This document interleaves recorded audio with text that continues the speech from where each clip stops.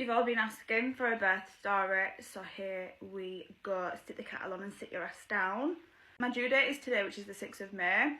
My plan was, so backstory, less than 2 years ago, I had an emergency C-section after having like a week-long induction, 13-hour labour. It was just rough. I wanted to avoid all that, so this time I was like, under no circumstances am I being induced. I want him to come out on his own. I want to go on spontaneous labour, but if he doesn't come out on his own, I'll have an elective C-section at 41 weeks, which it was booked for next Tuesday actually. In regards to sweeps, I started getting them at 38 weeks.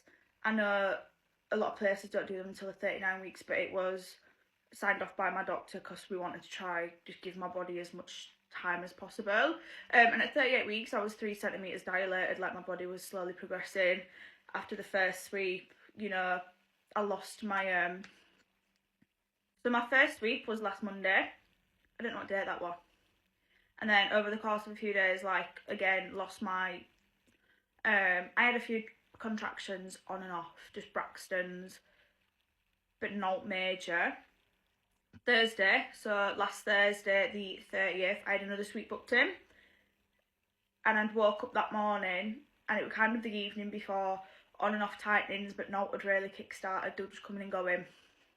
Woke up on the Thursday and I was like, I'm gonna have this baby today. Like, just did not feel right within me saying the pains were like gradually getting stronger, like shiver my timbers, do you know what I mean? Wife appointment for the sweep, we'll see what's going on down there. And as she was performing the sweep, she was like, you're still 3 centimetres, could easily break your waters, like if they were needed to. And as she's pulled her hand out, she's accidentally popped my waters.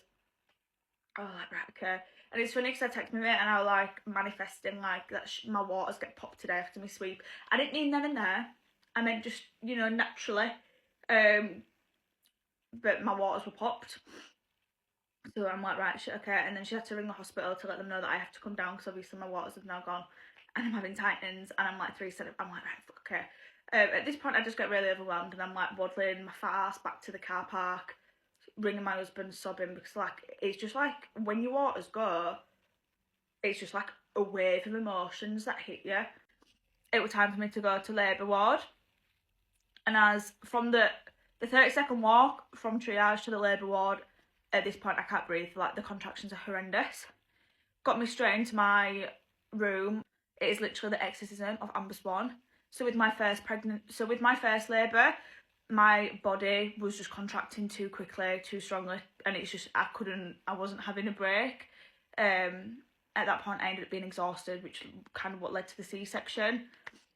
Straight away my body's just started doing the exact same thing. It's called like hyperstimulation. My body was just started contracting too quickly, too soon. They've examined me and they're like, you're actually only 2 centimetres. It's 2 centimetres, you're not 3 centimetres. And at this point I'm having a contraction every single minute. Like as soon as one's calming down, one's firing back up, can't speak, no one can communicate with me because of just the exorcism of Amber-Rose-Swan. Like I was rolling around possessed. And I was just looking at my husband now like, this isn't right. Like I was having deja vu and I was like, same shit, like it's just not right, like my body's just not, this isn't normal. They ended up having to give me injection in my arm to like spread out my contractions because like literally no one can communicate with me what I was wanting, and my husband were like, know what to do, because I could not speak, because as soon as I went to speak a contraction was firing back up. So anyway, the injection kicked in. People kept rushing in the room, like, are you seeing her readings, like, what is going on, like, this isn't normal, like, someone get this girl some drugs. Doctor come in and basically said, you can't continue like this. So I advised to get an epidural, because in the likelihood that you're going to have a C-section, at least that's already in there, but you would not be able to progress in this much pain.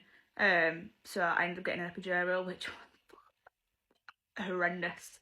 Dr. Pickles did mine. What a sweetheart. Anyway, that's all calmed down, and then once that had calmed down, we ended up just coming to a decision. I think I'd been having these contractions, and like this had all been going on for about 5.5 hours. And I just looked at my husband and I was like, cut the cameras, like this isn't like it. I can't give birth. And the doctors explained at this point the amount of pressure that the contractions have put on my previous C-section. The likelihood of me having another section was high. Like she pretty much without telling me, because they can't tell you, she more or less said you're going to need a C-section. And that would be the smartest decision. Like, no point putting yourself through this much pain to try and have the VBAC that you want. You're probably just going to have a section because your body's just...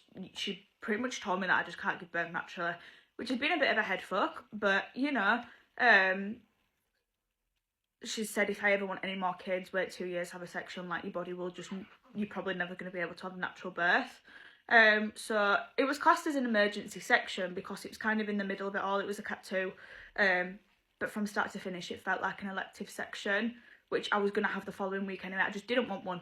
Simply did not want one. I do not enjoy the recovery of a section. It's not even the operation, it's just the after C-section, because I found out my body just will not give birth. Oopsies. So now I'm on day 6 recovery. Each day is getting better. I'm just someone that does not enjoy the recovery of a C-section. I find it really difficult. But all the staff, I had it at Pinderfields in Wakefield, all the staff were mint, like proper mint. Like, I'll get emotional, do you know what I mean? Like, I remember everyone's names, I remember all the faces, and I felt like this time around everything were explained to me a lot better, whereas I felt like I had no control with my first and everything was just kind of happening, and I felt quite vulnerable. Whereas this time everything were explained and everything was explained why, which I feel like head wise I feel a lot better this time. Even though it wasn't the birth I wanted, I feel like it was obviously the best outcome that I could have had. So yeah,